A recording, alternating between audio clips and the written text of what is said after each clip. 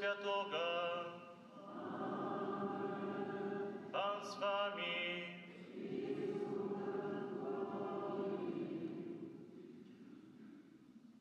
Сегодня, дорогие братья и сестры, переживаем ахвярование Пана, которое чистость, это свято, якое сегодня Пана Иисуса, як малого дитятка, принесли до святыни, как ахвяровать для Пана Бога. Сегодняшний так само день, все сестры законные, все ксяндзы, которые брали консекрованное життя, святкують своє вельми важне свято. Сегодня так само дякуюсь Пану Богу за дар покликания, за то, что они обрали гэты вельми цікавый, вельми добрый шлях служить Богу и людям, расконсервованное життя. Теперь, дорогие братья и сестры, запалим наши свечи.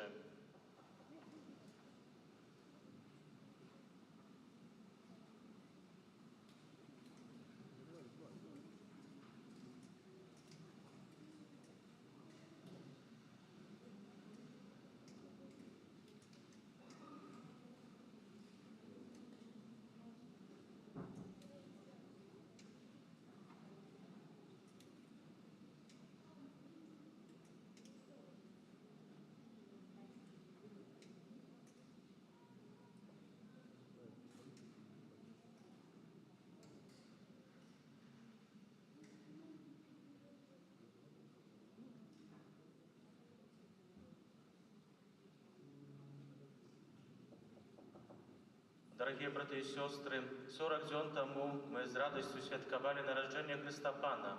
Сегодня мы вспоминаем день, когда Панна Мария и святый Юза принесли дитятка Иисуса в святыню, каб там скласти належную ахвяру. Таким чином, Пан Иисус не только виконав подписанное законом Старого Заповіту, але зустрівся зі своїм народом, який його з вірою чекав. Симеон і Ганна прийшли у святыню, натхнені Святим Духом. И Он их освятил, как у маленьким дитяти, и они смогли познать Христа и с радостью вызнать веру у Его. Так само и мы, собранные Духом Святым, разом пойдем до Божьего дому, как встретиться с Христом. Мы Его знойдем и познаем уламание хлеба, а коли Он придет в хвале, будем вечно радоваться Его присутности. Молимся. Боже, Створитель и Хранитель всякого светла, Ты сегодня открыл праведному Симеону светло на светление погана. Покорно Тебе просим, выслухай просьбы Твоего люду и благослови этой свечки, яки мы понесем тело Твое и славы. Веди нас шляхом добродейности и дозволь увести в светло вечное, праз Христа Пана нашего.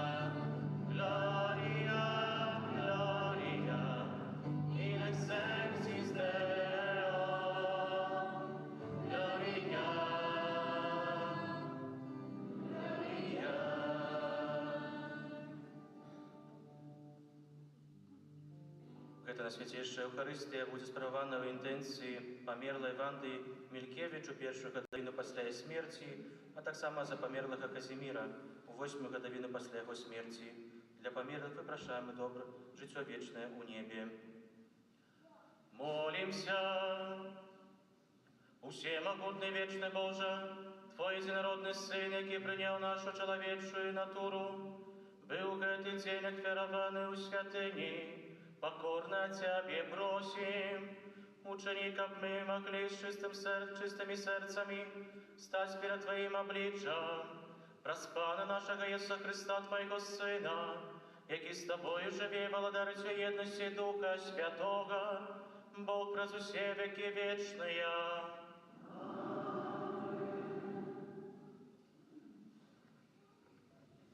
Читання книги пророка Малахії.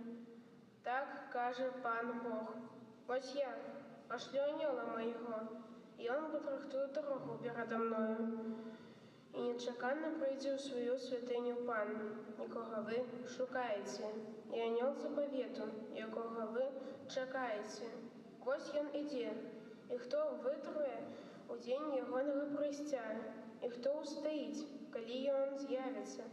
Бо ён, як огонь плавільщика, як луг, що очищає, і сяде, як плавільщик, як той, хто очищає серебро, і очиститься на уліві, і переплавить їх, як золото і серебро, і вони будуть проносити пана Ахвяру у справедливості. Тоді сподобається пана Ахвяра Юди і Єрусалима, як у дні давні, як у минулі годи. Это Слово Божие.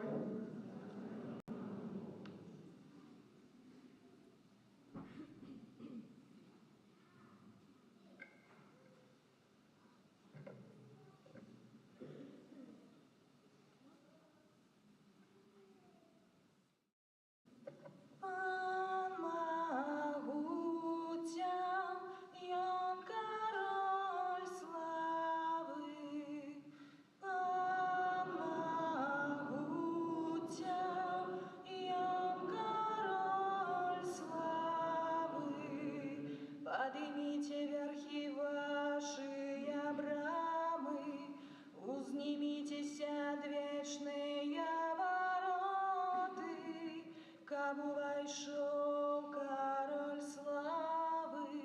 Кто ж гэты король славы? Пан моцный и могутный, пан могутный в боротьбе. Пан могутял, и он король славы. Поднимите верхи ваши брамы, узнимитесь отвечные вороты, кабу войшов король славы. Кто он гэты король славы? Пан могутял, и он король славы. Пан могутял, и он король славы.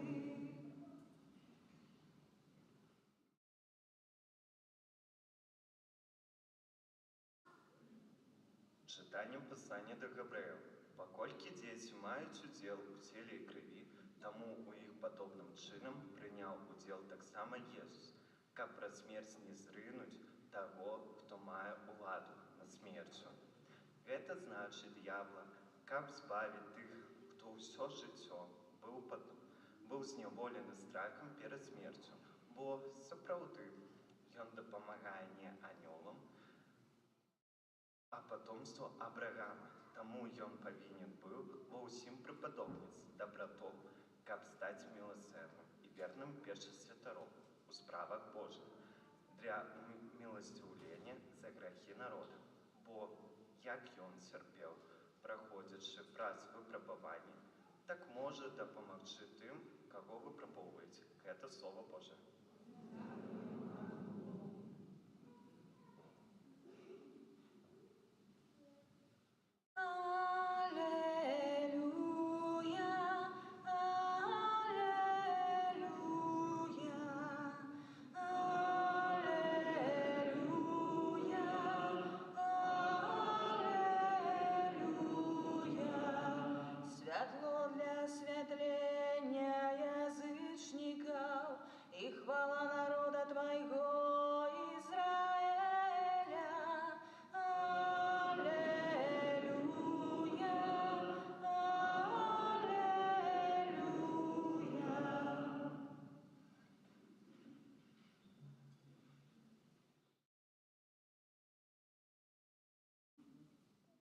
Приглашаю теперь деток всех ближе. Кто еще там на костеле есть, то приглашаю. Пообщаемся сейчас с вами. Но сперва давайте послушаем слово, которое хочет нам сегодня рассказать Господь Бог. Пан с вами. Читание Святого Евангелия паводле Луки. Калі мінулі дні іх ачышчэння паводле закону Маісея, бацькі Езуса прынеслі яго ў Іерусалім, каб прадставіць перад Панам, як напісана ў законе Пана, што кожнае першароднае дзіця мужчынскага полу павінна быць прысвечана Пану, каб прынесці ў ахвяру, як сказана ў законе Пана, пару туркавак або 2 галубкі. Жыў у Іерусаліме чалавек, імя якога Сімеон. Быў гэта чалавек праведны і пабожны, які чакаў суцешэння Ізраіля, і Дух Святы спачываў на ім. Адкрыў яму Дух Святы, што ён не ўбачыць смерці, пакуль не ўбачыць Месію Пана. І прыйшоў натхнёны Духам у святыню, а калі бацькі прынеслі дзіця Езуса, каб учыніць з ім паводле звычаю закона, ён узяў яго на рукі, благаславіў Бога і сказаў: «Цяпер адпускаеш слугу Твайго, валадару, паводле слова Твайго успакоі, бо вочы мае убачылі збаўленне Тваё, якое падрыхтаваў Ты перад абліччам усіх народаў, святло для асвятлення язычнікаў і хвалу народам Твайго Ізраіля». Гэта слово Пана. Ну что, как дела? Все нормально? Как неделя прошла? Хорошо или не очень? Так себе прошла? Ну, не знаю. Мне хорошо прошла неделя. Хорошо. Сегодня у нас какой-то особенный праздник. Да? Смотрите, очень много людей сегодня в костеле. Свечки какие-то. Кто знает, что за праздник мы переживаем? Ну, давай. Гробница. Ну, это название так, хорошо. Немножко по-другому называется этот праздник. Да, давай. Ахвярование Пана. Ну, супер, молодец. Да. Сегодня мы переживаем праздник, называется Ахвярование Пана. Сегодня, когда Иисус еще был маленьким таким младенцем, родители принесли его в святыню, да, такой в храм принесли, где надо было сложить его офиару, да, и когда по ней запресли, был такой старец, которого имя было Симеон, да, и ему когда-то объявил Бог, да, что ты не умрешь, покуда не увидишь Мессию, да, покуда не увидишь Христа. И Симеон приходит в этот же самый день, и он, дорогие мои, да, видит Иисуса, берет его на руки и говорит, что вот, теперь Господь, я увидел своего Господа, да, Бога, и теперь моя душа может уже спокойно умирать, потому что Он пришел как свет для осветления язычников, чтобы Он пришел как свет. И смотрите, сегодня мы в костел тоже все принесли свечи, да, тут уже нам подсказали, эта свеча по-другому тоже называется громничная, от слова гром, да. Смотрите, эту свечку мы тоже приносим все в костел. Первый символ, который она несет за собой, это свеча, а само название громнично, от слова гром. Раньше, может, ваши дедушки и бабушки, может, у них тоже спросить, когда наступала какая-то буря, когда били молнии, да, наступал какой-то очень страшный гром, ваши дедушки и бабушки, да, запаливали эту свечу. Запаливали эту свечу, чтобы Мария оберегала их дом, чтобы никакой катастрофы, никакого плохого несчастья не случилось с этим домом. И люди очень сильно доверяли Марии, чтобы она их защитила своим плащом, да, чтобы она сохранила их дом, сохранила их семью. И поэтому эта свечка очень важна. Но также эту свечку можно запаливать, да, когда мы тоже переживаем какие-то наши бури, да, жизненные бури, когда наступают какие-то проблемы, когда мне одиноко, когда мне страшно, когда приходит очень плохое настроение, да, тогда можно зажечь эту свечу, потому что это тоже символ как Марии. Можно тогда помолиться к Марии и попросить, чтобы она пришла и помогла нам, заступилась за нас, укрылась своим плащом. Да, смотрите, детки, когда нам страшно, мы к кому бежим? К маме, к родителям, да? То же самое тут. Да, когда нам страшно, когда в нашей жизни есть какие-то проблемы, мы прибегаем к Марии. Потому что, помните, мы с вами уже говорили, она первая, кто видит проблему. Она первая, кто бежит к своему сыну, кто защищает каждого из нас. И поэтому тоже эта свечка есть еще другое значение. мы говорили, что Иисус — это свет на освещение язычников, да? И смотрите, когда было бы здесь темно, и мы бы запалили свечу, мы смогли бы найти выход? Ну? Да. Верно, да, мы нашли бы выход. Потому что эта свеча освещает, да, то есть разгоняет темноту. Мы сможем идти. И смотрите, и эта свеча тоже как наш символ веры. Да, она горит, как наша вера. И мы должны этим светом тоже делиться с другими людьми, да, которые, допустим, не ходят в костел, которые не верят, а может, плохо себя ведут как-то, да. И мы должны этим людям указать путь, то есть осветить им дорогу. Да, как фонарик светит, точно так же это свеча. Да, осветить дорогу тем людям, которые, может, действительно уже заблудились и давно уже не могут найти эту дорогу, правильную дорогу. И мы должны им подсказать. Поэтому эта свеча очень много имеет значений. Да, очень важно. Хорошо. Но сегодня также очень тоже важный день, не только для всех нас, но сегодняшний день тоже очень важен для людей, таких называется консекрованные особы, для монахов и монахинь. Скажите, у нас есть какие-то монахи или монахи? Ну, да. Тут среди нас в костеле даже подскажу. Ну? Вы. Не, я ксенц децизиальный, а тут есть еще есть монахи и монахини. Ну, давай. Сестры. Молодец, да. А какая у нас сестра? Ну? Сестра Хелена и сестра Галина. Молодец, да, сестра Хелена и сестра Галина. И сегодня все сестры переживают очень важный праздник.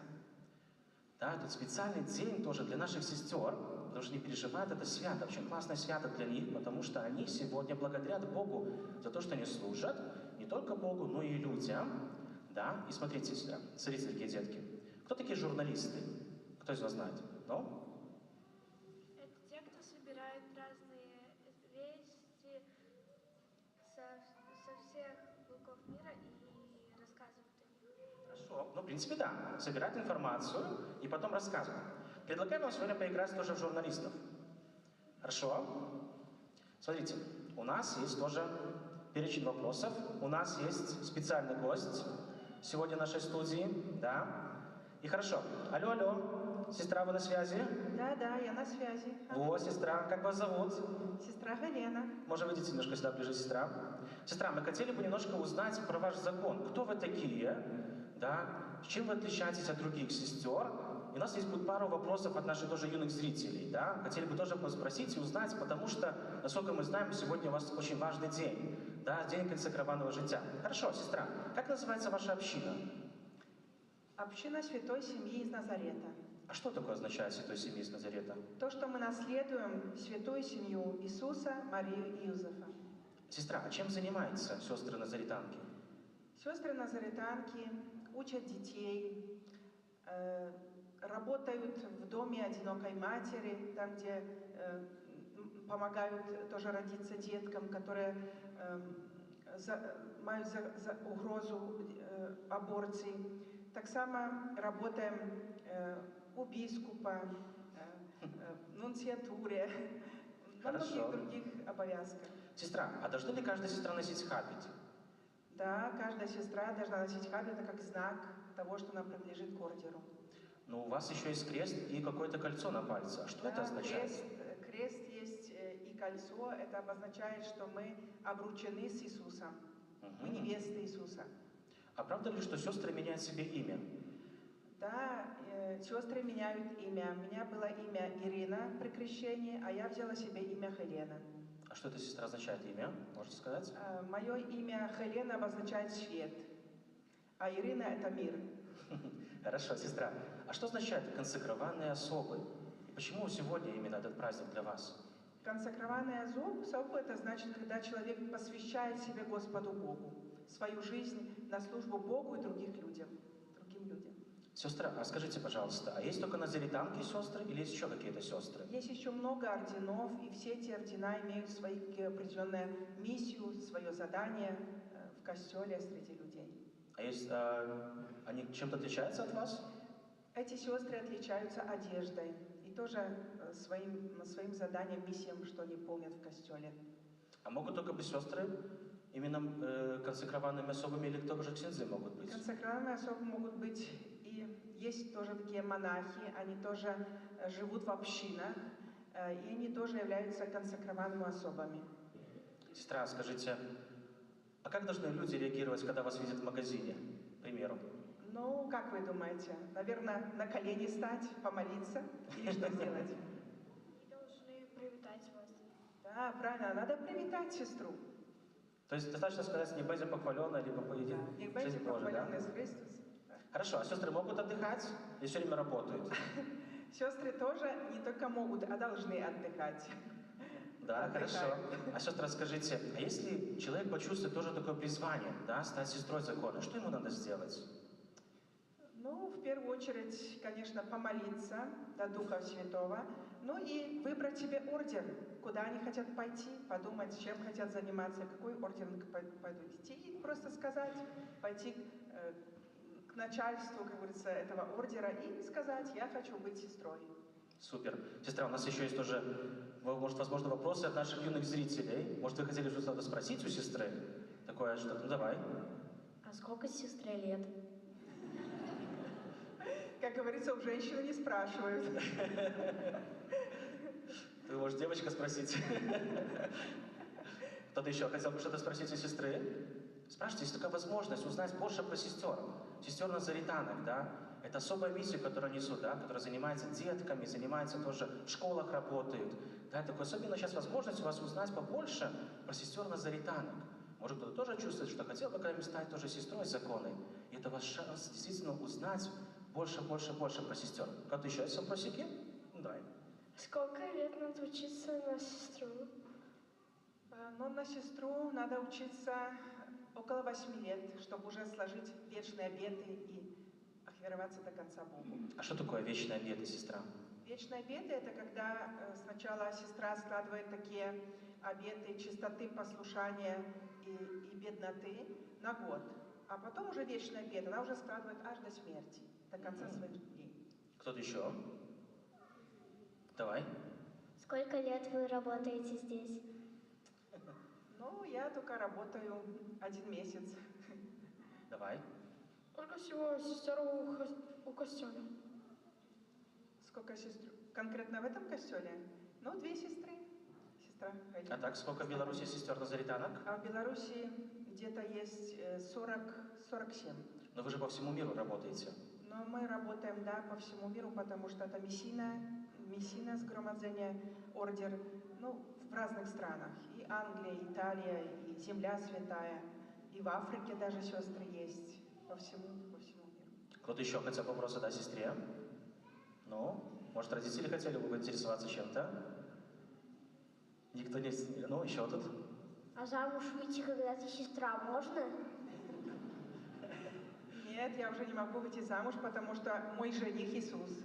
Я уже замужем За Иисусом Христом. за Иисуса Христа. Еще какие-то вопросы? Давай. А если уже замужем и решила стать сестрой, то что делать? Какие практические вопросы сегодня? Но тоже есть выход из ситуации. Если девушка вышла замуж, и, например, дети уже потом выросли, большие, и нету мужа, она или развелась с мужем, или, ну, если, конечно, Да. взяла шлюп, то уже, когда уже он умрет, этот муж, тогда она может пойти в монастырь. Какие-то еще вопросы? Ну, давай. Вот, тут уже лес вопросов. А сколько вы вообще уже, монахи? Ну, сколько вы работаете? Не только тут. А сколько лет? Очень-очень долго уже. Может, где-то 40 лет. А почему вы решили стать сестрой? Ну, стать сестрой – это призвание. Почувствовала в сердце призвание Господа «Иди за мной» и пошла за Иисусом. Еще есть вопросы? Ну, давай. А сколько вы вообще работаете в прошлом костеле? А в прошлом костеле, ну, я работала в Гродно, в Бернардинском костеле при семинарии, там работала 4 года. Но так, как бывает, 4 года, 5 лет в каждом костеле, и работала и в Венце, и в Минске, и в Щучне, в многих городах. Ну, теперь в Лиде еще не работала. Ну, может, очень-очень давно, но очень коротко было. пару месяцев было. Ну что, есть еще вопросы? Хорошо, тогда возвращаемся в наш костел. Да, спасибо, сестра, большое за то, что вы нам уделили такое интервью обширное, чтобы мы узнали очень много сестер назаританок, да, что узнали, что кто такие люди, да, консекрованные особы, да, что они посвящают Богу всю свою жизнь, и поэтому мы сейчас возвращаемся в наш костел, поблагодарим Бога за то, что мы узнали новую информацию, и продолжим молиться. Вызнаем нашу веру, веру единого Бога.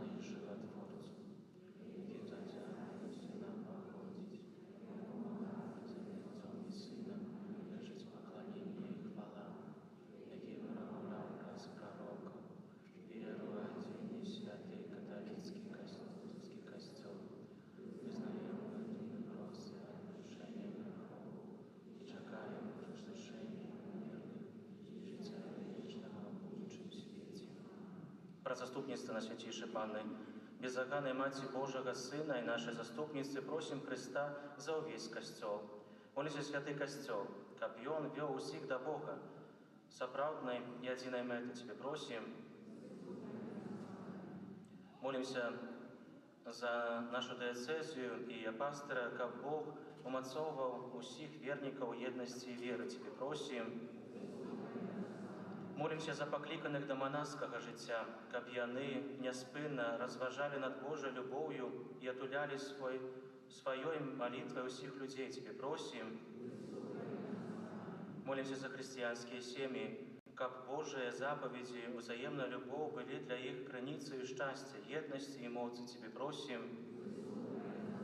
Молимся в интенции Святой Мши за померлую Ванду Мількевич у першую гадавіну пасля смерти, а так само за померлого Казимира у 8-ю гадавіну пасля его смерти, как добрый Бог, пробачь все грехи и вел в Царство Небесное. Тебе просим.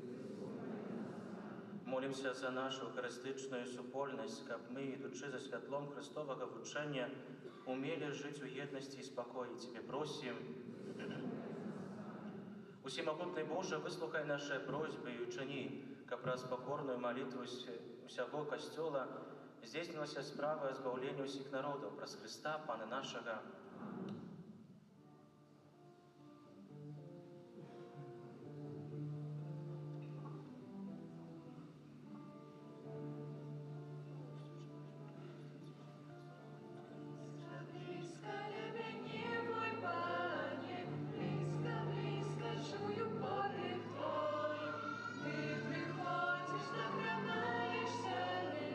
Лаской пробачення кормишь ты душу мою.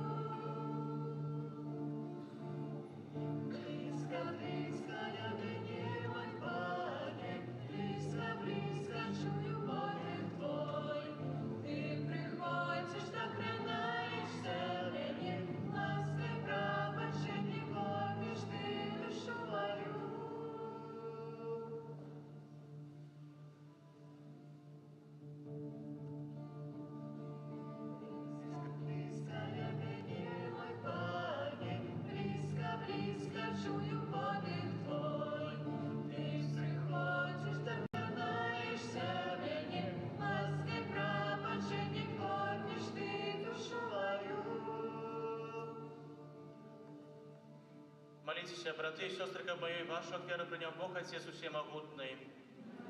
Бог прими от веры с рук твоих, на прославление и хвалу имя Своего, так само и с нами. Спрадвечный Ойче, нехай Тобі буде да сподоби дари Костюла, які по волі Твоєї ахвярує Тобі, як беззаганне огньо за життя світу, Твоего единородного Сына, який живе и владарить на веки вечные.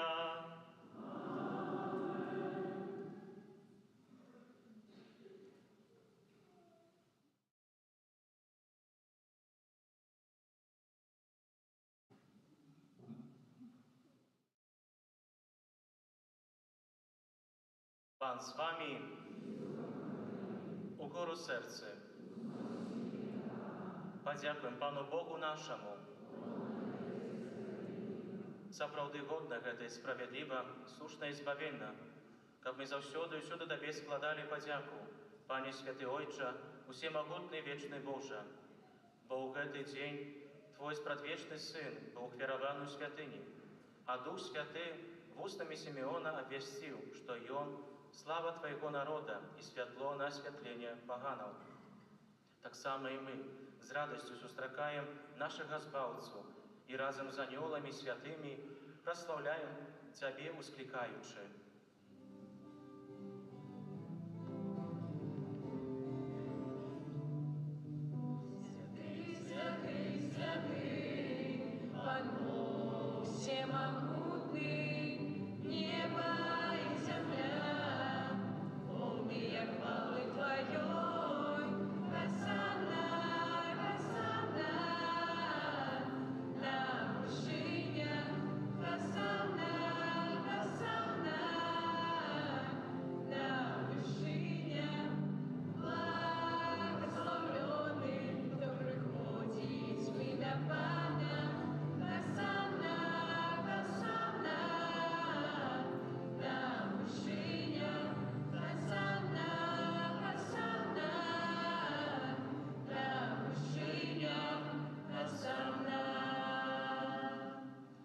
Сапраўды Божа, Ты святы, крыніца усялякай святасці, таму єднасці з усім касцёлам у першы дзень тыдня, калі Ісус Христос уваскрос і спасал апостола Духа Святога, праз Христа просім Цябе, усемагутны Божа.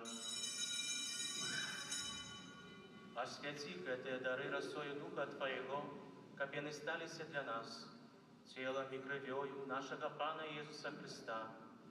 Ён, калі добровольна выдаў сябе на мукі, узяў хлеб, і падзяку Табе складаючы, ламаў і раздаваў сваім вучням, кажучы: «Бярыце і ешце з гэтага ўсе, бо гэта ёсць цела маё, якое за вас будзе выдана».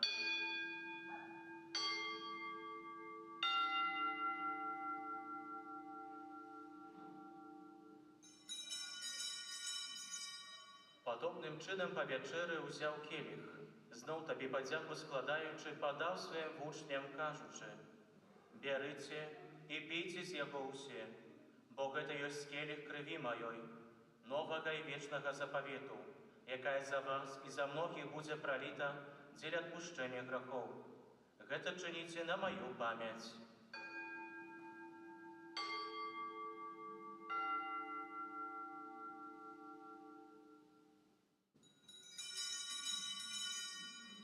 Это великая таямница веры, обвещаем смерть Твою, Пане Иису, вызнаем Твое воскресение и чекаем Твоего прися в хвале.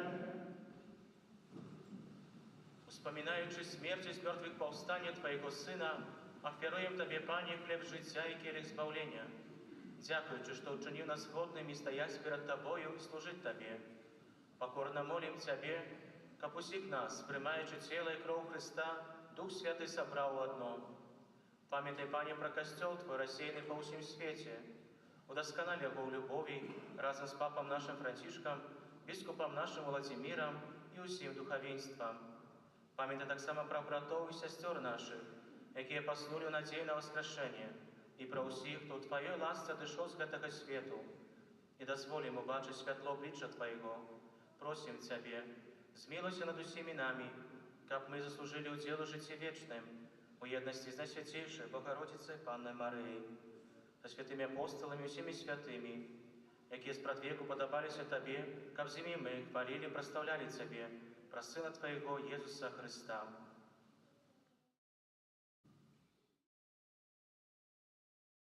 Раз Христа с Христом и в Христе, Тобі, Божойче всемогутний, у єдності Духа Святого, уся пошана и хвала, раз усе веки вечные.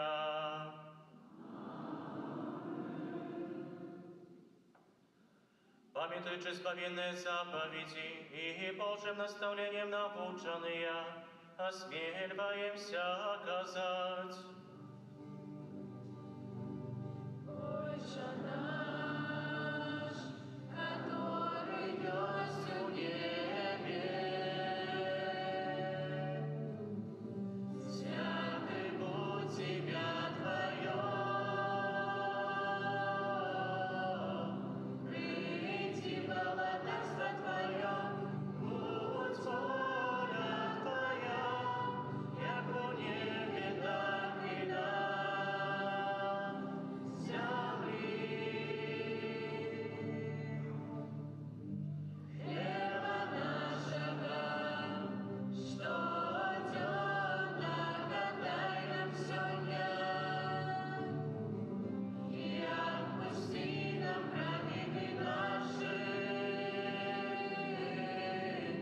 як и мы отпускаем виноватым нашим, и не вводь нас в спокусу, але избавь нас от злого.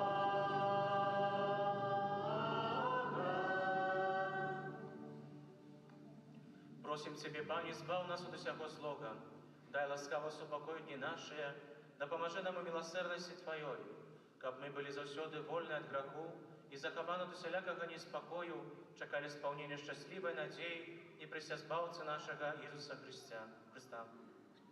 О Твое владарство, моц и хвала навеки. Пане Иисус Христе, Ты сказал апостолам Твоим, супокой покидаю вам, супокой мой даю вам. Просим, не зважай на грехи наши, але на веру Костела Твоего, и будь ласкавый згодно с Твоей волей, одарить Его супокоем и едностью, які живеш і владариш на веки вечные. Супокой Пана, нехай завсёды буде з вами. Передайте ближнему знак супокою.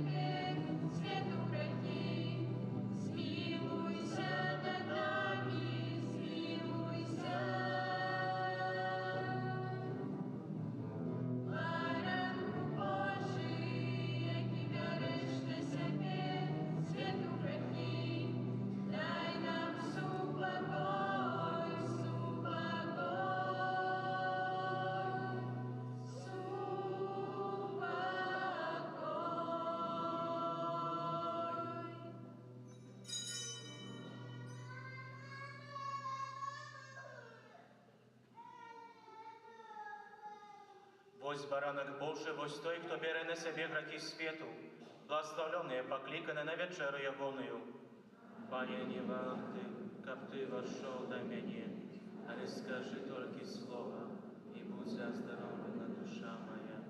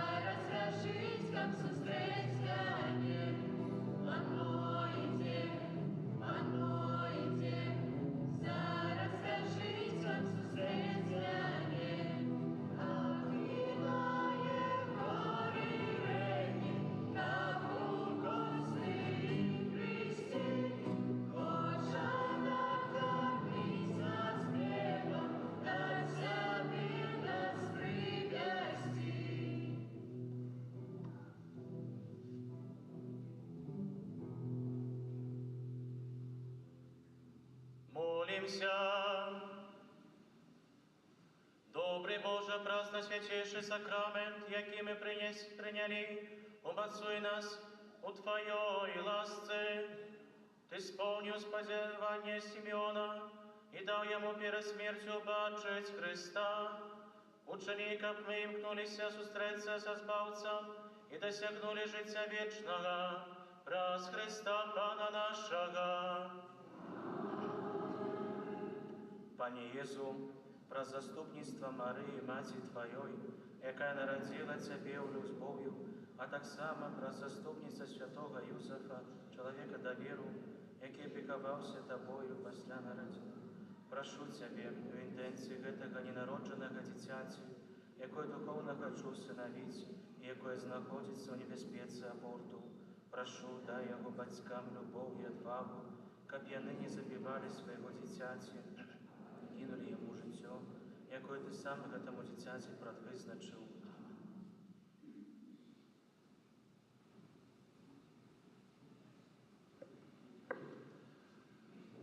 Слухаем душпастырскія аб'явы. Святаружанец на гэтым тыдні просім правесці наступныя ружанцовыя групы ў панядзелак Маці Божай Грамнічнай, у аўторак Каралевы ўсіх святых, у сераду Маці Божай Ліхэнскай, у чацвер Маці Божай Кормячай, у пятніцу Спамогі верных, у суботу Маці Божай Ласкавай, у нядзелю 18 гадзіне Каралевы мучанікаў. Сёння перажываем першую нядзелю месяца. Пасля святой мшы о 13 гадзіне адбудзецца выстаўленне свяцейшага сакраменту, прадаўжэнне адарацый, благословенства і змена ружанцовых таямніцаў. І на месяцы лютым будзем маліцца на ружанцы ў інтэнцыях новых парафіяльных супольнасцей і касцёлаў, якія будуюцца ў дыяцэзіі, таксама аб узросце адказнасці ўсіх вернікаў за свае парафіі і касцёлы, аб добрых свецкіх парафіяльных і дыяцэзіяльных супрацоўніках. На гэтым тыдні ў літургіі касцёл адзначаем 3 лютага заўтра ўспамін святога Блажэя, біскупа і мучаніка. Святы Блажэй быў біскупам у Садэсце ў Арменіі, ушаноўваецца ён як апякун у хваробах горла. У дзень святога Блажэя молімся і просім Бога аб здаровым горле і Божым выкарыстанні дару голасу. Падчас кожнай святой імшы адбудзецца свячэнне свечак і благаслаўленне горла, святыя імшы ў 8, 9 і ў 18:30. 5 лютага серада успамін святой Агаты, панны і мучаніцы. Ва ўспамін святой Агаты ў нашай парафіі святыя імшы будуць адпраўляцца ў 8, 9 і ў 18:30. Хрысціянская традыцыя перадала нам веру ў тое, што гэтая святая з'яўляецца асаблівай заступніцай перад Богам у небяспецы пажару.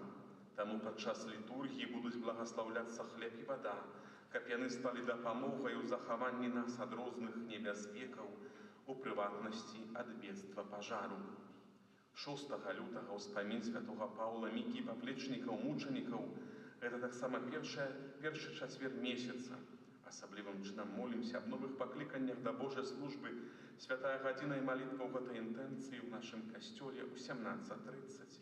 7 лютага, першая пятніца месяца, асаблівым чынам ушаноўваем найсвяцейшае сэрца Пана Езуса. Сардэчна запрашаем дзяцей на урокі рэлігіі, асабліва дзяцей пакамунійных.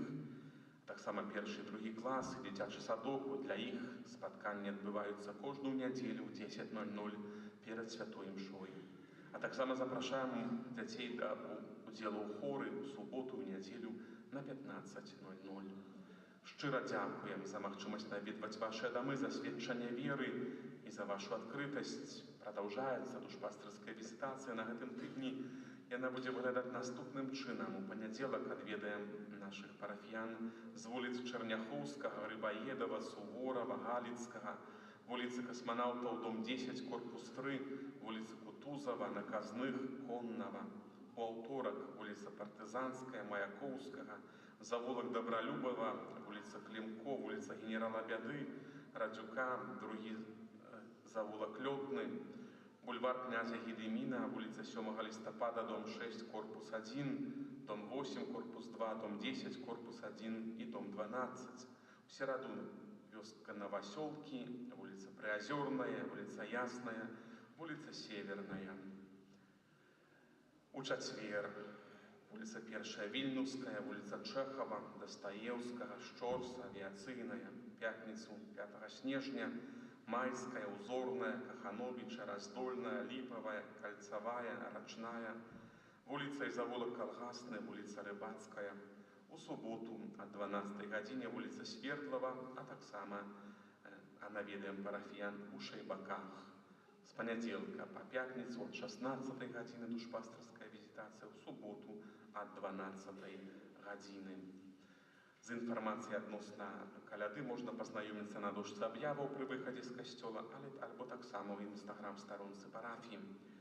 У закрысты можна набыць грамнічныя свечкі, таксама такая адносна гэтага пэўная аб'ява адносна старых грамнічных свечак, якія на працягу гадоў збіраюцца ў нашых дамах і не ведаем, што з імі рабіць. Прыпамінаем, што паколькі гэтая пасвячоная рэч, яе нельга выкідваць, то заахвочваем да яе адносіцца з пэўнай пашанай, і калі не ведаем, што зрабіць, то можам прынесці іх у закрыстую. Шчыра дзякуем за супольныя малітвы, за складзеныя ахвяраванні, за сялякую аказаную дапамогу. Няхай вас добры Бог узнагародзіць. Даручаем усіх вас Езусу міласэрнаму праз заступніцтва Маці Божай Лідскай. І такая яшчэ адна аб'ява. Дом польскі запрашае сёння 2 лютага на 15:00 на канцэрт заспеваў артыстычных. Дзякуем за дар супольнай малітвы. Цяпер з верай прымем Божае благаславенства і з рацыі першай нядзелі продолжим адорацию Найсвятейшего Сакраменту. Пан с вами. Нехай вас благословит Бог всемогутный, Отец и Сын и Дух Святый. Идите с упокоя Христа.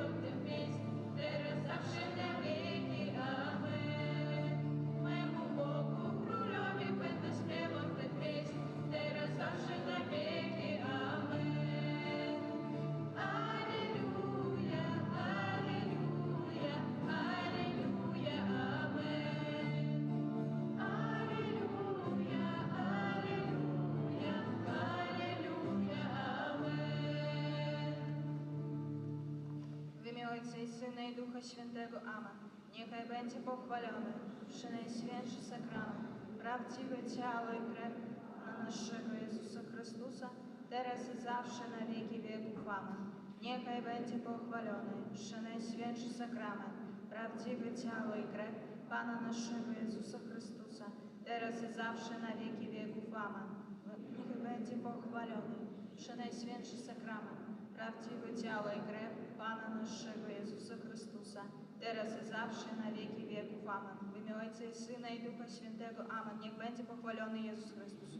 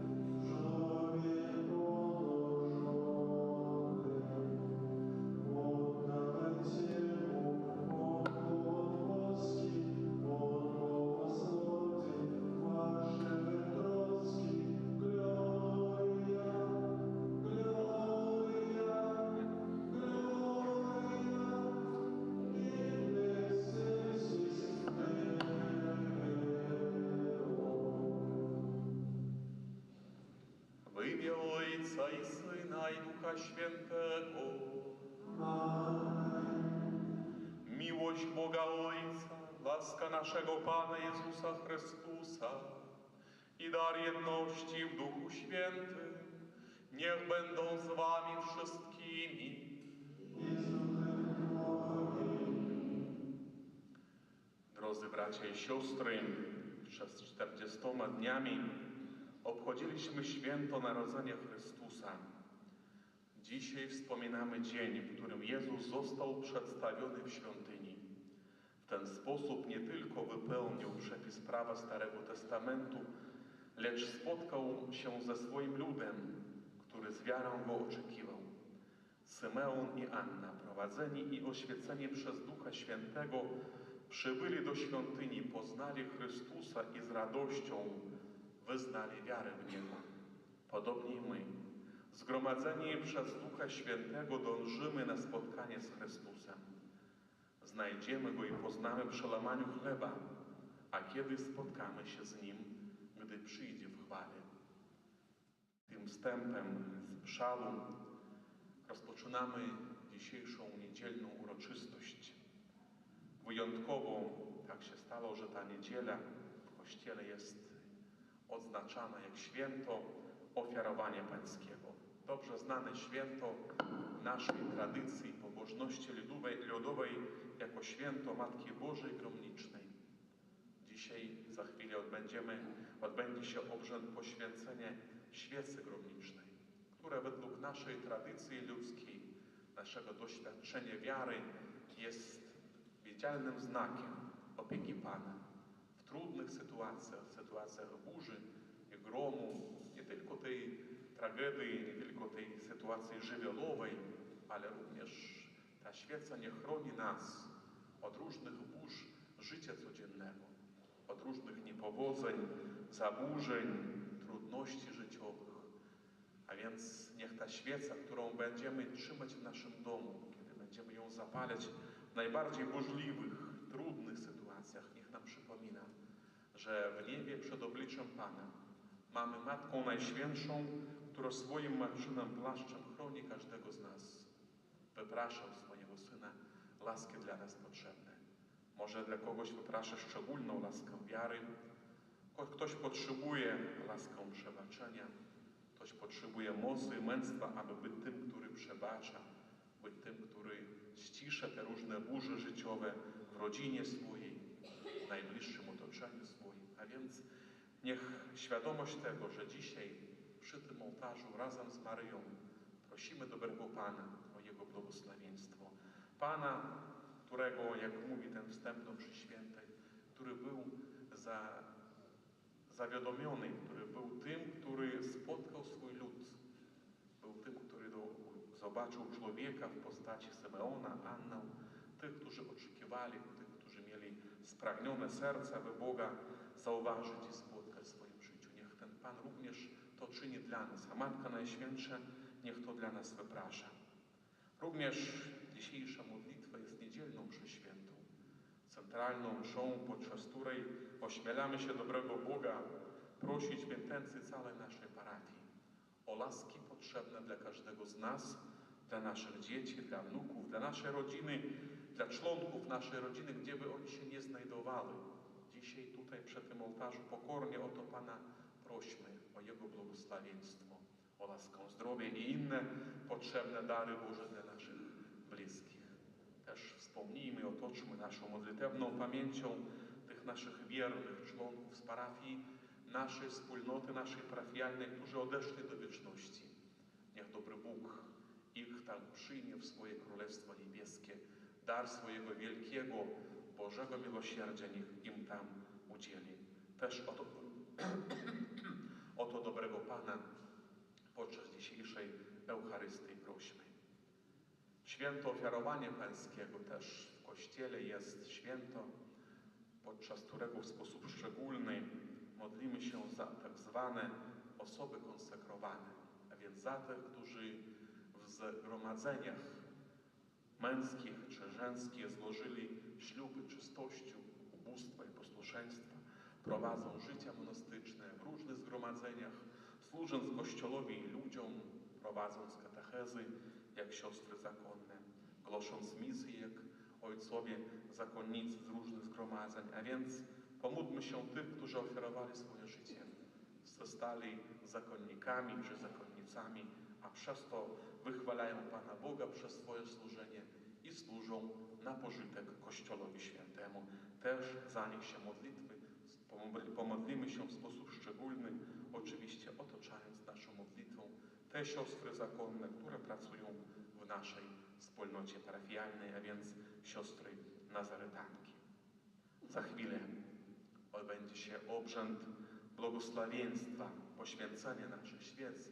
Zapalmy ich ostrożnie, żeby pamiętając o sąsiedzie, który stoi obok, żeby nie przynieść szkody innemu człowiekowi, żeby posadzki kościoła nie zabrudzić, a więc pamiętajmy o tym, żeby wspólnie jeden o drugiego tu i teraz się troszczyć, pomagając sobie nawzajem.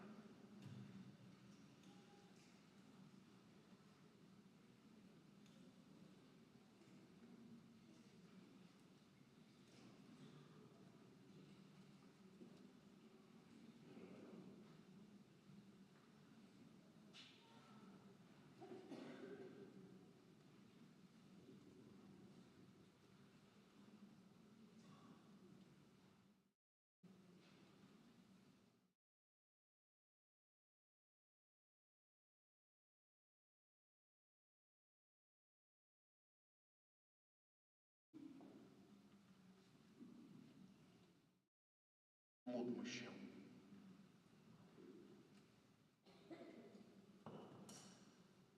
Boże, źródło wszelkiego światła, Ty dzisiaj ukazałeś sprawiedliwemu Symeonowi światło na oświecenie pogan. Pokornie Cię błagamy, pobłogosław te świece i przyjmij prośby swojego ludu, który się zgromadził, aby je nieść ku Twojej chwale.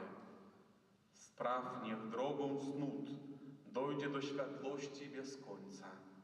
Przez Chrystusa, Pana naszego.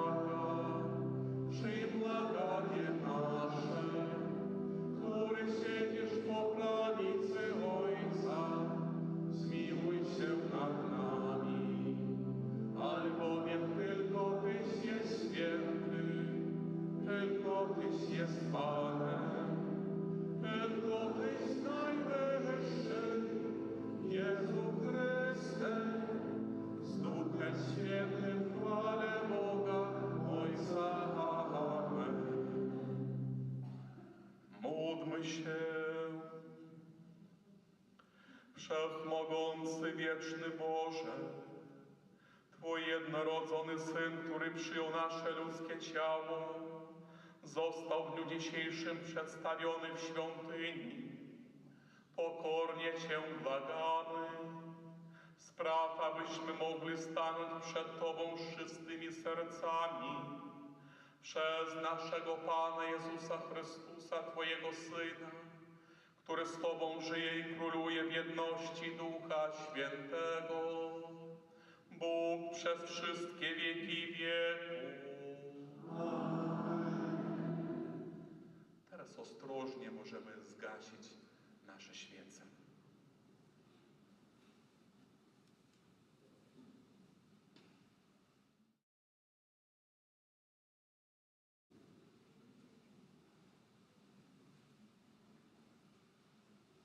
Czytanie z księgi proroka Malachiasza. To mówi Pan Bóg. Oto ja wyślę anioła mego, aby przygotował drogę przede mną, a potem nagle przybędzie do swojej świątyni Pan, którego wy oczekujecie, i anioł przymierza, którego pragniecie. Oto nadejdzie, mówi Pan zastępów, ale kto przetrwa dzień Jego nadejścia i kto się ostoi, gdy się ukaże? Albowiem On jest jak ogień z lutnika i jak luk farbiarzy. Usiądzie więc, jakby miał przetapiać i oczyszczać srebro, i oczyści synów Lewego, i przycedzi ich jak złoto i srebro, a wtedy będą składać Panu ofiary sprawiedliwe. Wtedy będzie miła Panu ofiara Judy i Jeruzalem, jak za dawnych dni i lat starożytnych. Oto Słowo Boże.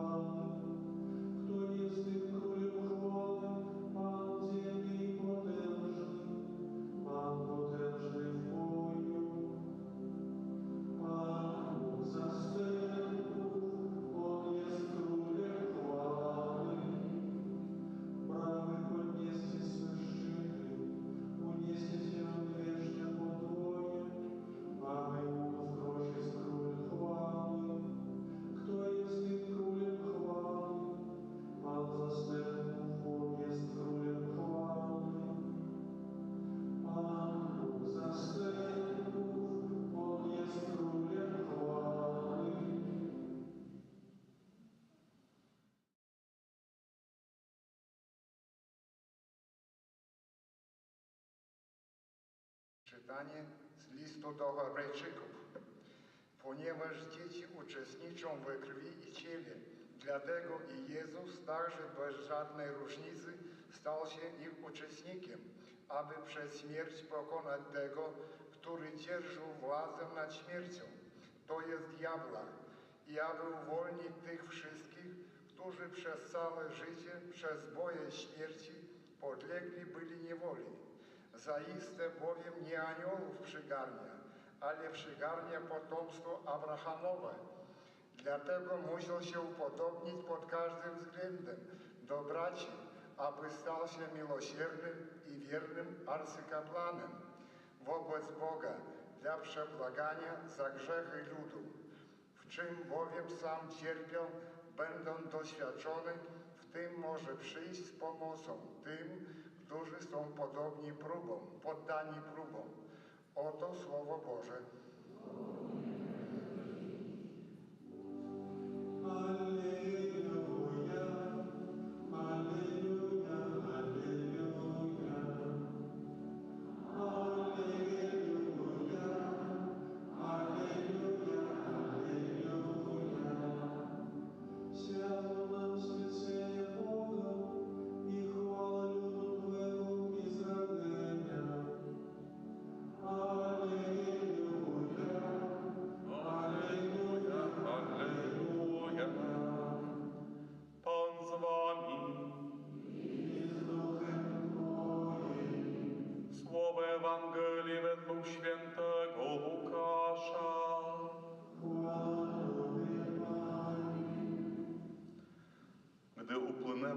oczyszczenia Maryi według prawa mojżeszowego, rodzice przynieśli Jezusa do Jerozolimy, aby Go przedstawić Panu. Tak bowiem jest napisane w prawie pańskim: każde pierworodne dziecko płci męskiej będzie poświęcone Panu. Mieli również złożyć w ofierze parę synogarlic albo 2 młode gołębie zgodnie z przepisem prawa pańskiego. A żył w Jerozolimie człowiek imieniem Symeon. Był to człowiek prawy i pobożny, wyczekiwał pociechy Izraela, a Duch Święty spoczywał na nim. Jemu Duch Święty objawił, że nie ujrzy śmierci, aż nie zobaczy Mesjasza Pańskiego. Za natchnieniem więc Ducha przyszedł do świątyni, a gdy rodzice wnosili dzieciątko Jezus, aby postąpić z nim według zwyczaju prawa, On wziął je w objęcia. Błogosławił Boga i mówił: teraz, o Władco, pozwól odejść słudze Twemu w pokoju według Twojego słowa, bo moje oczy ujrzały Twoje zbawienie, któreś przygotował wobec wszystkich narodów, światło na oświecenie pogan i chwałę ludu Twego Izraela. A jego ojciec i matka dziwili się temu, co o nim mówiono. Symeon zaś błogosławił ich i rzekł do Maryi, matki jego: oto ten przeznaczony jest na upadek i na powstanie wielu w Izraelu i na znak, któremu sprzeciwiać się będą. A Twoją duszę miecz przeniknie, aby na jaw wyszły zamysły serc wielu. Była tam również prorokini Anna, córka Fanuele z pokolenia Asera, bardzo podeszła w latach od swojego panieństwa. 7 lat żyła z mężem i pozostała wdową. Liczyła już 84 rok życia. Nie rozstawała się ze świątynią, służąc Bogu w postach i modlitwach dniem i nocą. Przyszedłszy w tej właśnie chwili, sławiła Boga i mówiła o Nim wszystkim, którzy oczekiwali wyzwolenia Jerozolimy. A gdy wypełnili wszystko według prawa pańskiego, wrócili do Galilei, do swego miasta Nazaret. Dziecię zaś rosło i nabierało mocy, napełniając się mądrością, a łaska Boża spoczywała na nim. Oto słowo Pańskie.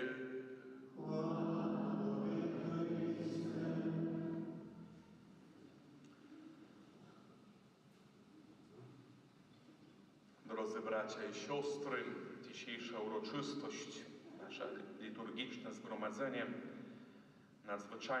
nadzwyczaj bogate w rozmaite treści, które tłumaczą nam pewne Boże sprawy odnośnie i święta ofiarowania pańskiego, odnośnie tej świecy gromnicznej, którą przed chwilą poświęciliśmy, zapaloną w rękach naszych trzymaliśmy.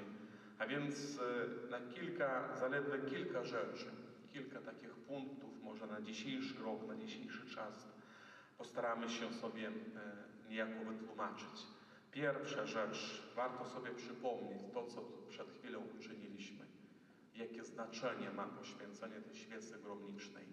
A więc dla nas, ludzi współczesnego czasu, kiedy dbamy o zabezpieczenie naszych domów, kiedy dbamy o tym, żeby pewne urządzenia były postawione, aby grom nie spowodował jakiś pożar, nie spowodował zniszczenie, spalenia domu ludzkiego. A więc to dla nas może ta uroczystość tak do końca nie jest oczywista, nie jest do końca tak uwypuklona, ale warto sobie przypomnieć naszych przodków w wierze, którzy byli całkowicie skazani na Bożą opiekę. Szczególnie to dotyczyło to miejscowości wiejskich, szczególnie dotyczyło to miast jeszcze takich z okresu średniowiecza, kiedy większość budynków były pobudowane właśnie z drewna, kiedy jakieś mała iskierka, czy jakieś tam mało brakowało, żeby dobytek człowieka był całkowicie zniszczony, żeby wypadkowa burza, która przychodzi, nie zniszczyła tego dobytku domu, jakichś innych spichlerzy, jakichś tam budynków gospodarczych. Ludzie rozumieli, że w życiu są bardzo wiele rzeczy, bardzo wiele spraw, których człowiek kontrolować nie może, jaki by on wykształcony, mądry, zapobiegawczy, jaki by on nie był. Są pewne rzeczy, które w życiu człowiek nie może kontrolować. I musi zawsze pamiętać, że warto Boga prosić, warto do Matki Najświętszej się zwracać, warto przypominać sobie, kto nami się opiekuje, kto nas prowadzi. Ta zapalona świeca gromniczna, oczywiście, jak dobrze wiemy, ta świeca sama od burzy nie może człowieka ochronić, ale jego mocna wiara, jego głęboka, szczera modlitwa przed tą świecą, to zapalone małe światełko tej prostej, gromnicznej świeczki przypominało. Światło Boże oświeca człowieka. Światło Boże go prowadzi, światło Boże tym człowiekiem się opiekuje. I to sobie przypominał i tak się modlił i tak wypraszał Boga wielkie łaski. Łaska przede wszystkim ochrony, opieki Bożej nad człowiekiem i nad jego majątkiem. Warto nam do tego wrócić. I dzisiejsze czasy jak wskazują, że są pewne rzeczy, pomimo naszych tych wynalazków technicznych, pomimo różnych postępów naukowych, pomimo naszego wykształcenia, są pewne rzeczy, z którymi nie radzimy.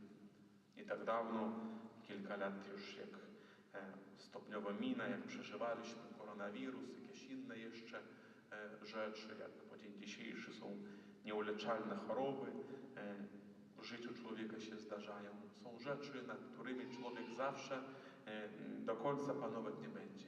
I warto, zapalając tą świecę gromniczną, sobie przypominać, Bóg wie i troszczy się o człowieka. Warto tylko o to prosić. Niech ta wiara naszych przodków w wierze, ich ufność w moc Bożą, w moc modlitwy do Matki Bożej gromnicznej, niech to wszystko też nam towarzyszy. Pamiętajmy, niech starczy w naszym sercu pokory, żeby Boga tak prosić i o to się modlić. To jest pierwsza rzecz, na którą warto nam dzisiaj sobie zwrócić uwagę. Druga sprawa, która też ta uroczystość niejako nam przybliża i stara się tłumaczyć, to święto, ofiarowanie pańskie, szczególne znaczenie biblijne z tego święta. Rodzice Józef i Maryja według zwyczaju prawa mojżeszowego przenoszą Chrystusa do świątyni, ofiarując Bogu to dziecko pierworodne, ofiarując Panu Bogu to, co według zwyczaju, według prawa narodu wybranego powinni byli uczynić rodzice każdego pierworodnego dziecka, każdego pierworodnego syna. To czynią, zachowują swoją tradycję, jeszcze do końca nie rozumiejąc, że po raz pierwszy do świątyni Pana wnoszą samego Zbawiciela. Po raz pierwszy tej świątyni jerozolimskiej Bóg zaczyna być razem z tymi ludźmi, którzy Go oczekują. Nikt nie zauważył obecności Pana, za wyjątkiem tych dwóch starców, Symeona i Anny. Nikt nie zauważył i warto może dzisiaj, szczególnie ta postać Symeona może nas dzisiaj niejako zadziwić, może ta postać tego człowieka urazić nas, ponieważ przynajmniej dla mnie to jest człowiek pobożny, który wyczekuje pociechy Izraela. Człowiek, na którym spoczywa Duch Święty. Człowiek, który przez lata tak ofiarowuje swoje życie, tak oczekuje tej obietnicy Pana. Przez lata w tej świątyni jerozolimskiej się modli. To jest typowa postać człowieka, który długo się modli. Człowieka, który jest szczególnie pobożny, a Bóg nie wysłuchuje jego modlitwy. To jest szczególna postać tego człowieka. Tak mu się wydaje. Bóg obiecuje przez Ducha Świętego. W proroczej wizji widzi ten człowiek, że nie umrze, dopóki Pana, Zbawiciela świata, nie zobaczy. I przechodzą lata życia tego człowieka. Z młodzieńca staje się dorosłym mężczyzną, później staje się człowiekiem już sędziwego wieku, a w końcu staje się, jak mówi Ewangelia dzisiaj, staje się tym starcem. Widzi, jak jego życie stopniowo się kończy, widzi, jak siły go opuszczają, jak starość do niego dochodzi. Modli się w świątyni pańskiej, a Mesjasza Bożego nie widzi. Człowiek, którego wątpliwości w moc jego modlitwy, wątpliwości w to, co on czyni w tej świątyni, to przyjście do tej świątyni na pewno niejednokrotnie gdzieś w umyśle i sercu tego człowieka się pojawiały. Stopniowo możliwie zacząłby tracić sens tego, co jest, tego, co czyni. Bardzo postać tego człowieka, bardzo mocno podobna do postaci każdego z nas. Kiedy się modlimy i wydaje się nam po ludzku, czasami mówimy, że modlitwa nasza jest niegodna, że Bóg nie wysłuchuje, że Bóg nie przyjmuje tej modlitwy. Możliwie tak ten starac Simeon tak czynił w świątyni. Przez długie lata się modlił, oczekiwał i stopniowo zaczynał tracić nadzieję. Może nie wiarę, ale nadzieję w to, że zobaczy tego Mesjasza. A więc stopniowo gdzieś się zakradała ta myśl, bardzo typowa myśl dla człowieka, który wątpi, który waha się, że Bóg nie dopełnił, nie dotrzymał swojego słowa. Gdzieś się pojawia myśl, że Bóg może okłamać. To też takie szczególne doświadczenie człowieka wierzącego, szczególne doświadczenie tej takiej życiowej wątpliwości. Przyjrzyjmy się naszej modlitwie, przyjrzyjmy się tym naszym intencjom i prośbom, które do Boga zanosimy. Przyjrzyjmy się szczególnie tym, którzy nie zostały przez Pana wysłuchane, które nie zostały przez Pana ujawnione jakieś w naszym życiu. Może to jest to dotknięcie Ducha Świętego akurat do nas w tym momencie się najbardziej odbywa. Czasami Bóg chce donieść człowiekowi pewną głęboką prawdę o swojej obecności, nie przez to, że wypełni człowieku modlitwy człowieka, nie przez to, że spełni jego prośbę, a akurat na odwrót. Może czasami ta niespełniona Boża prośba chce do nas donieść może w sposób bardziej gwałtowny, burzliwy, donieść do nas pewną prawdę, pewne wołanie Boga, który od nas czegoś innego oczekuje.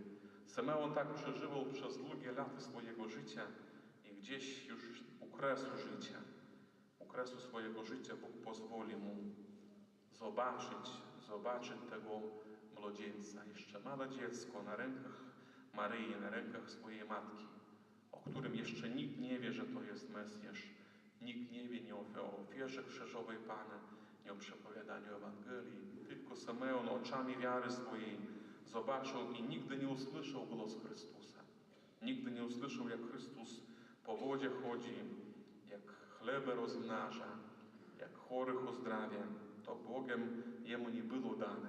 On już odszedł do wieczności w ten moment, ale zobaczył jako pierwszy Pana w świątyni. Zobaczył i zrozumiał, że Bóg, kiedy obiecuje, zawsze spełnia swoje słowo. Słowo Boże raz powiedziane musi być dopełnione.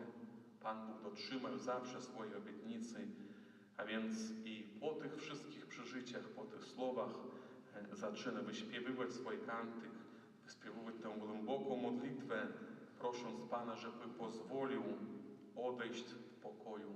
Pozwolił odejść temu, który doświadczył, że Słowo Boże jest Słowem zbawczym. Temu, który doświadczył, że Słowo Boże zawsze się spełni. A więc takie jest doświadczenie wiary Simeona. Światło Pana oświeciło jego serce.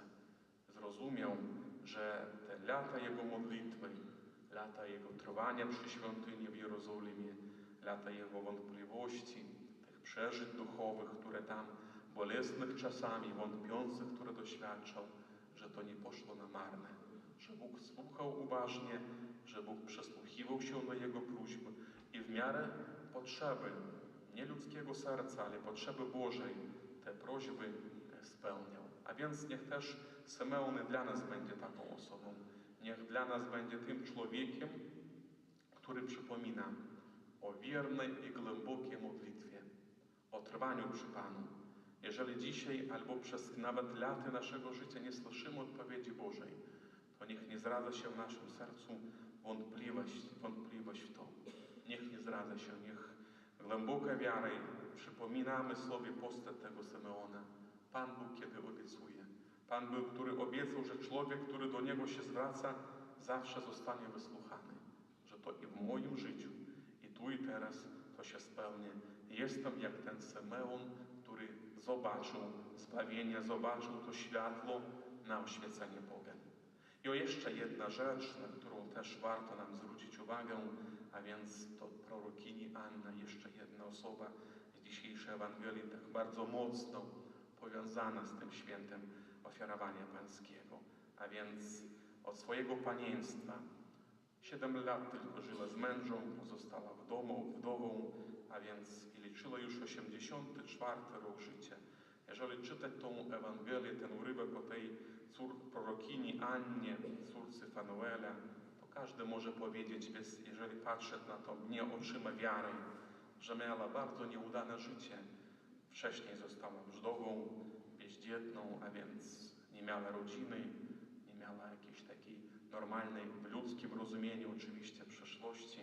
Jeżeli to patrzeć na to życie oczyma człowieka, który kalkuluje, który jest pragmatykiem, człowieka, który powszechnie poddaje się pokusie, rozumienie, co to jest życie udane, a co nieudane. A więc zupełnie inaczej ta prorokini patrzyła. Zupełnie inaczej zwracała uwagę na te wszystkie rzeczy. Nie rozstawała się ze świątynią, służąc Bogu w postach i modlitwach dniem i nocą. Nie było w jej postawie żadnego rozczarowania, żadnego niezadowolenia swoim losem i swoim życiem. A więc to prorokini Anna jest tym typowym człowiekiem, typową osobą biblijną, która pokazuje nam, jak człowiek może te ludzkie niepowodzenia zupełnie inaczej odbierać. To, co nam dzisiaj wydaje, że jest trudność, że jest pewny nasz ludzki brak, że w naszym jakimś życiu odczuwamy niespełnienie naszych planów, to się nie okazuje, że to życie jest nieudane. To może się okazać, że to życie jest takim bardzo dziwnym, bardzo dla nas niezrozumiałym, a jednak przejawem łaski Pana, Bożego błogosławieństwa nad nami. Bóg tak może prowadzić człowieka. Bóg tak może uporządkować go życie, że te trudności stają się nie przekleństwem, ale odwrotnie stają się dla niego błogosławieństwem. Tak przeżyła swoje życie, tak oczyma Bożymi patrzyła na to, co jest. Jest ona takim symbolem, razem zresztą z Symeonem, jest symbolem ludzi, którzy do końca zaufali Panu Bogu. To doświadczenie wiary tych osób w Kościele Świętym, we wspólnocie będzie się przejawiało przez wieki. Mówimy o tych ludziach, że to są osoby, które poświęciły się szczególnie służbie Bożej.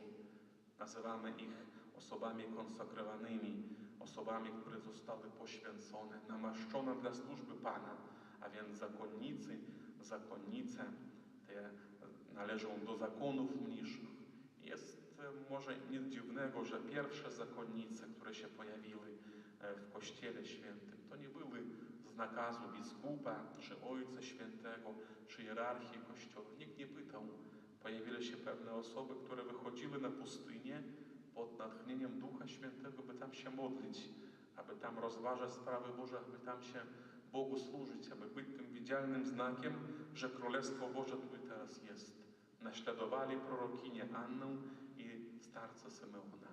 A więc i po dzień dzisiejszy ta tradycja trwa, po dzień dzisiejszy wbrew logice tego świata Pan Bóg wzbudza pod natchnieniem Ducha, wzbudza powołanie ludzkie do służby Bożej w Kościele Świętym w postaci zakonnika czy zakonnicy. A więc to by tak trwa już przez kilkaset lat, przez tysiące lat w Kościele to trwa i na pewno będzie trwało dalej. Niech nie zabraknie tych, którzy będą tym światłem na oświecenie Boga. Niech nie zabraknie tych, którzy ofiarują swoje życie, żeby pokazać, że to życie jest tylko życiem doczesnym, życiem kończącym się. Niech nie zabraknie tych, którzy swoją postawą będą pokazywać, że jest jeszcze życie wieczne, że tu i teraz na ziemi można przynajmniej jedną nogą już stać w Królestwie Bożym, służąc tu i teraz. A więc taka jest misja każdego zakonnika, siostry zakonnej czy ojca zakonnego. A więc warto na to też nam zwrócić uwagę, warto przynajmniej okazywać wdzięczność tym osobom, którzy się modlą w klasztorach zamkniętych, gdzieś na pustkowiach, w pustelniach się modlą za cały Kościół, jak również i za nas. Niech nie zabraknie w naszym sercu wdzięczności dla tych, którzy służą w Kościele przez realizację różnych charyzmatów swoich. A więc Pan Bóg wzbudza i Pan Bóg działa w sercu każdego, kto się modli, ktoś do Niego zwraca, czy osoba świecka, czy zakonna, bez różnicy. Wszyscy jedni przed Panem jesteśmy. Każdego modlitwa jest mocna. A więc czyńmy to. Wierzmy w Pana Boga.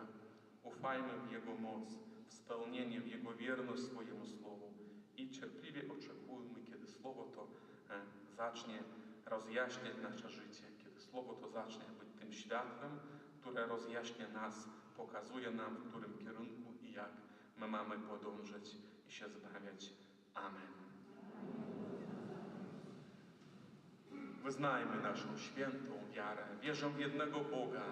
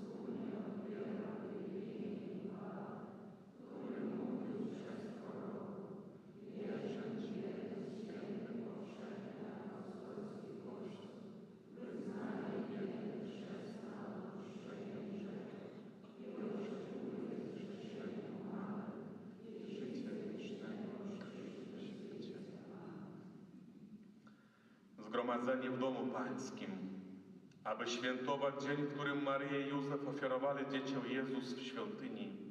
Skierujmy do Boga nasze prośby.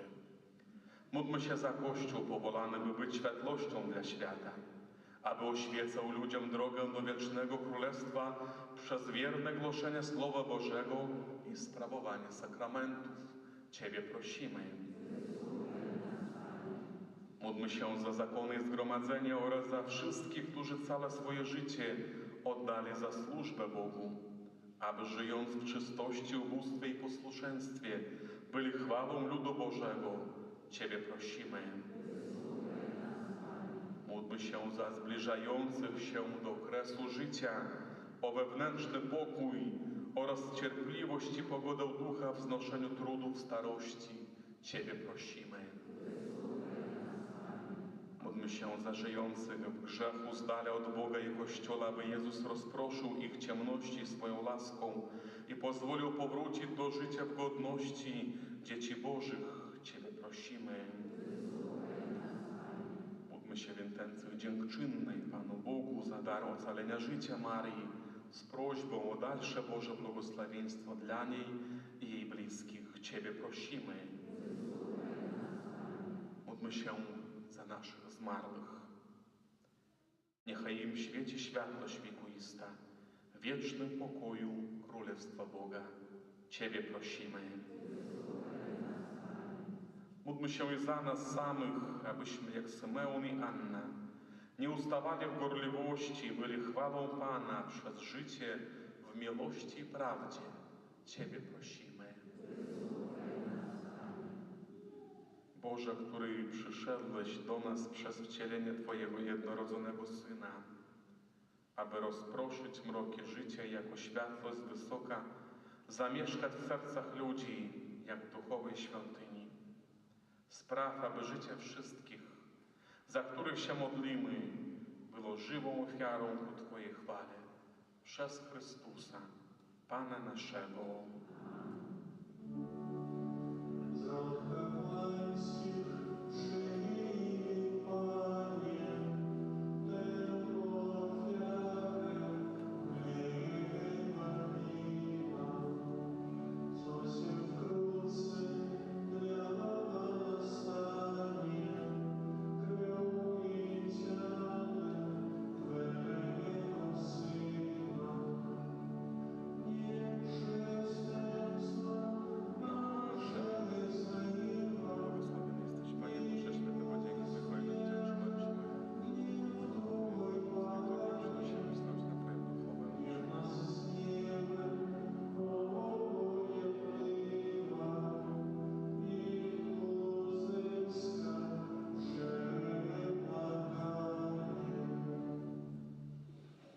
aby moją i waszą ofiarę przyjął Bóg Ojciec Wszechmogący.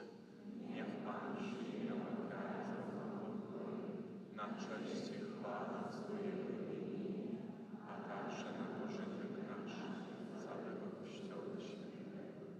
Wszechmogący Boże, przyjmij z upodobaniem dary radującego się Kościoła, który zgodnie z Twoją wolą składa Tobie jako niepokalanego baranka na życie świata, Twojego jednorodzonego Syna, który żyje i króluje na wieki wieków.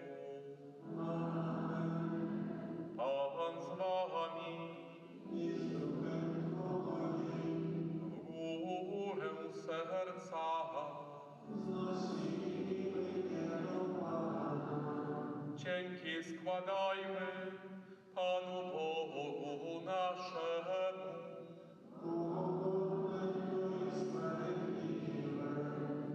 Zaprawdę godne to jest sprawiedliwe, słuszne i zbawienne, abyśmy zawsze i wszędzie Tobie składali dziękczynienie.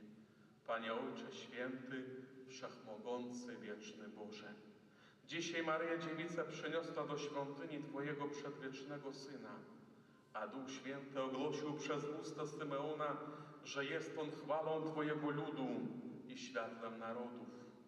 My także radujemy się ze spotkania ze Zbawicielem i razem z aniołami świętymi wychwalamy Ciebie, wołając: Święty, święty, święty, Pan Bóg zastępów, Pańcu niebiosa i ziemia chwały Twojej. Hosanna na wysokości, błogosławiony, który idzie w imię Pańskie. Hosanna na wysokości. Zaprawdę święty jesteś, Boże, źródło wszelkiej świętości. Dlatego stajemy przed Tobą i zjednoczeni z całym Kościołem uroczyście obchodzimy dzień, w którym Twój Syn jednorodzony, światło ze światłości, został przedstawiony w świątyni przez niebo. Prosimy Ciebie, Wszechmogący Boże, uświęć te dary mocą Twojego Ducha, aby stały się dla nas ciałem i krwią naszego Pana Jezusa Chrystusa. On to, gdy dobrowolnie wydał się na mękę, wziął chleb i dzięki Tobie składając, łamał i rozdawał swoim uczniom, mówiąc: bierzcie i jedzcie z tego wszyscy. To jest bowiem ciało moje, które za was będzie wydane.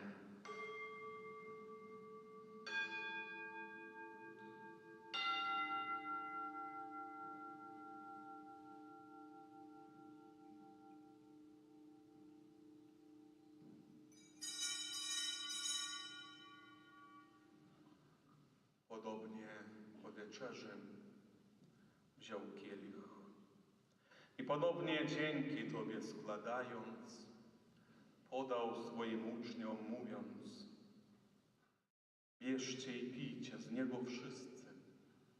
To jest bowiem kielich krwi mojej, nowego i wiecznego przymierza, która za was i za wielu będzie wylana na odpuszczenie grzechów. To czyńcie na moją pamiątkę.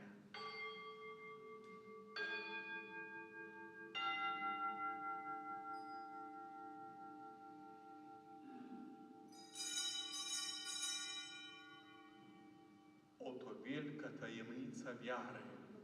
Siły śmierć Twoją, Panie Jezu. Wyznajemy Twoje zmartwychwstanie i oczekujemy Twego przyjścia. Wspominając śmierć i zmartwychwstanie Twojego Syna, ofiarujemy Tobie, Boże, chleb życia i kielich zbawienia i dziękujemy, że nas wybrałeś, abyśmy stali przed Tobą i Tobie służyli.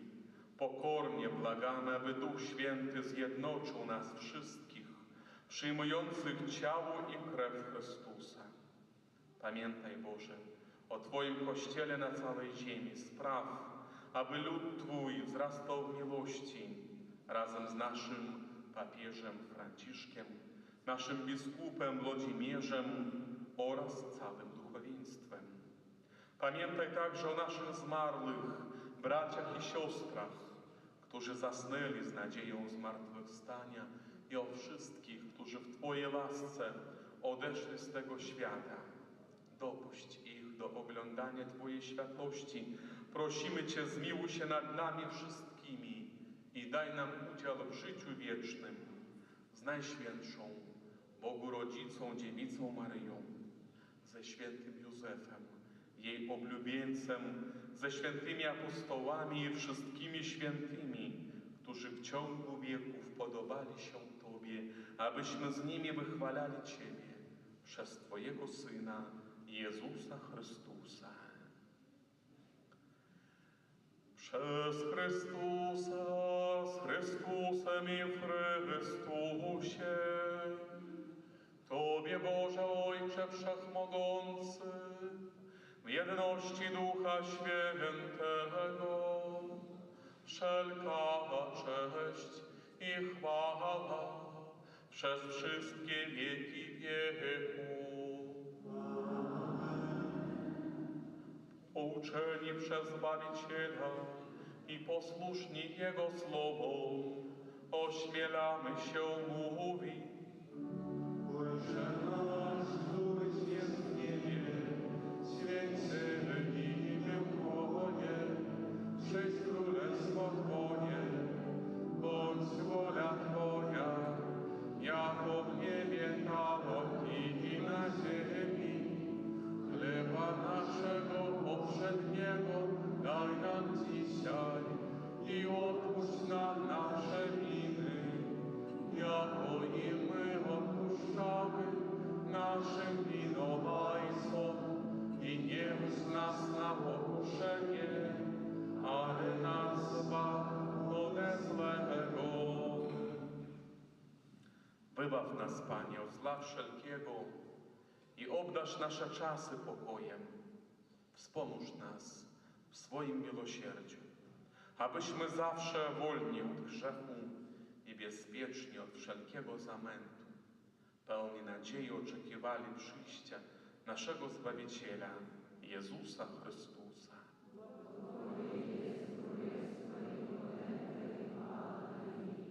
Panie Jezu Chryste, Ty powiedziałeś swoim apostolom, pokój wam zostawiam, pokój mój wam daję. Prosimy Cię, nie zważaj na grzechy nasze, lecz na wiarę swojego Kościoła i zgodnie z Twoją wolą napełnij go pokojem i doprowadź do pełnej jedności, który żyjesz i królujesz na wieki wieków. Pokój Pański niech zawsze będzie z Wami. Przekażcie sobie znak pokoju. Pokój nam wszystkim.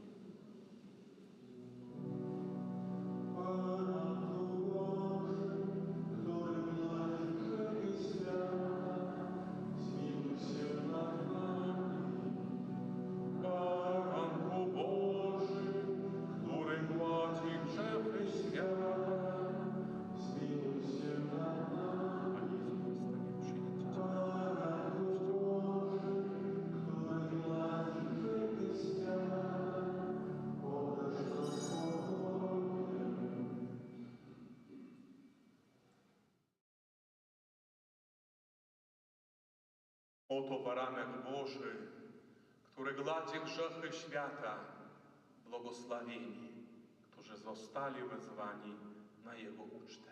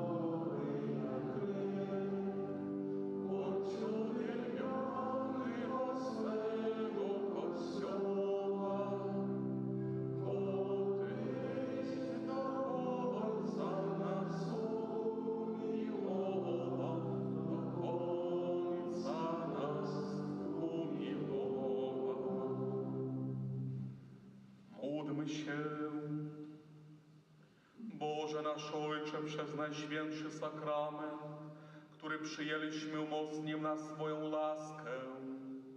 Ty spełniłeś oczekiwania Symeona i pozwoliłeś mu oglądać przed śmiercią Chrystusa spraw, abyśmy dążyli do spotkania ze Zbawicielem i osiągnęli życie wieczne. Przez Chrystusa Pana naszego. Panie Jezu, za wstawiennictwem Twojej Matki Maryi, która urodziła Cię z miłością, oraz za wstawiennictwem świętego Józefa, człowieka zawierzenia, który opiekował się Tobą po narodzeniu, proszę Cię w intencji tego nienarodzonego dziecka, które duchowo adoptowałem, a które znajduje się w niebezpieczeństwie zagłady. Proszę, daj rodzicom miłość i odwagę, aby swoje dziecko pozostawili przy życiu, które Ty sam mu przeznaczyłeś. Amen. Послухаем парафіяльныя аб'явы на гэтым тыдні. Святы Ружанец просім правесці наступныя ружанцовыя колы ў панядзелак. Маці Божай Грамнічнай, у аўторак Каралевы ўсіх святых, у сераду Маці Божай Ліхэнскай, у чацвер Маці Божай Кормячай, пятніцу ў спамогі верных, у суботу Маці Божай Ласкавая, у нядзелю о 18 гадзіне Каралевы мучанікаў. Інтэнцыя жывога ружанца на месяц люты будзе маліцца ў інтэнцыях новых парафіяльных супольнасцей і касцёлаў, якія будуюцца ў дыяцэзіі, або збросце адказнасці усіх вернікаў за свае парафіі і касцёлы, аб добрых свецкіх парафіяльных і дыяцэзіяльных супрацоўнікаў. Змена ружанцовых таямніцаў адбудзецца пасля святой мшы сёння, пасля адарацыі Найсвяцейшага Сакраменту. На гэтым тыдні ў літургіі касцёла будзем адзначаць 3 лютага, заўтра ўспамін святога Блажэя, біскупа і мучаніка. Святы Блажэй быў біскупам у Садэсце в Арменіі, ушаноўваецца як апякун у хвароба горла. У дзень святога Блажэя молімся і просім Бога аб здаровым горле і Божым выкарыстанні дару голасу. Падчас кожнай святой імшы адбудзецца асвячэнне свечак і благаслаўлення горла. Святыя імшы ў 8, 9 і ў 18:30. 5 лютага ў сераду успамінаем святую Агату, панну і мучаніцу. Ва ўспамін святой Агаты ў нашай парафіі святыя імшы будуць адпраўляцца ў 8, 9 і ў 18:30. Хрысціянская традыцыя перадала нам веру ў тое, што гэтая святая з'яўляецца асаблівай заступніцай перад Богам у небяспецы пажару. Таму падчас літургіі будуць благаслаўляцца хлеб і вада, каб яны сталі дапамогай у захаванні нас ад розных небяспекаў, у прыватнасці ад бедства пажару. 6 лютага успамінаем святого Паўла і Мікі, паплечнікаў, мучанікаў. Гэта таксама першы чацвер месяца, асаблівым чынам молімся аб новых пакліканнях да Божай службы. Святая гадзіна і малітва ў гэтай інтэнцыі ў 17:30. 7 лютага, першая пятніца месяца, асаблівым чынам ушаноўваем Найсвяцейшае сэрца Пана Езуса. Сардэчна запрашаем дзяцей на урокі рэлігіі, асабліва па камунійных. Таксама першы, другі клас, дзіцячы садок у нядзелю на 10:00. Запрашаем дзяцей да ўдзелу ў дзіцячым хоры ў суботу і нядзелю на 15:00. Шчыра дзякуем за магчымасць наведваць вашыя дамы, за сведчанне веры, за дар супольнай малітвы. Душпастырская візітацыя на гэтым тыдні будзе прадоўжана на наступных вуліцах. У панядзелак вуліца Чарняхоўскага, Грыбаедова, Суворова, Галіцкага, вуліца Касманаўтаў, дом 10, корпус 3, вуліца Кутузова, Наказных, Коннава. У аўторак вуліца Партызанская, Маяковскага, завулак Добралюбова, вуліца Клімко, генерала Вяды, Радзюка, другі завулак Лётны, бульвар князя Гедыміна, вуліца 7 лістапада, дом 6, корпус 1, дом 8, корпус 2, дом 10, корпус 1, дом 12. Серада, вёска Новосёлкі, вуліца Прыазёрная, вуліца Ясная і вуліца Северная. У чацвер вуліца Першая Вільнюская, вуліца Чэхава, Дастаеўскага, Шчорса, вуліца Авіяцыйная. У пятніцу вуліцы 5 снежня, Майская, Узорная, Кахановіча, Раздольная, Ліпавая, Кальцовая, Рачная, вуліца і завулак Калгасны, вуліца Рыбацкая. У суботу вулиця Свердлова, а таксама вёска Шайбакі. З панядзелка па пятніцу душпастырская візітацыя ад 16 гадзіны, у суботу ад 12 гадзіны.